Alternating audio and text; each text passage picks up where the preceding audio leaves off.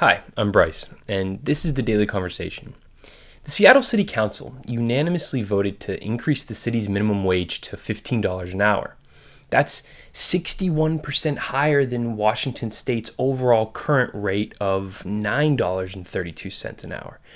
Seattle workers will now be paid more than twice the $7.25 an hour overall American minimum wage.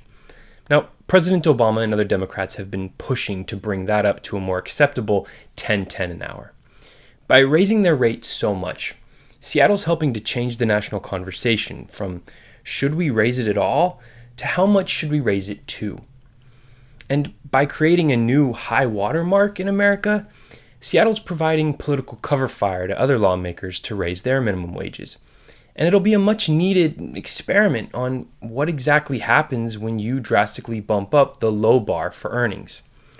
It'll also be done very wisely. They're going to gradually phase it in over 3 to 7 years, depending on the size and type of business. So everyone will have plenty of time to prepare for the change. The people that this law is designed to help and protect, those low-income workers, they're going to feel the benefits the most. And in a city experiencing a tech-driven boom like Seattle, it's these low-wage workers who are being left behind. Unfortunately, not many cities in America have an economy as dynamic or a population as educated and socially progressive as Seattle, so there just aren't really many places in the United States with the right set of conditions to justify this much of an increase right now. But anyone arguing that this is an unprecedented move is just flat out wrong. In Australia, the minimum wage is over $16 an hour for the entire country, and unemployment there is under 6%.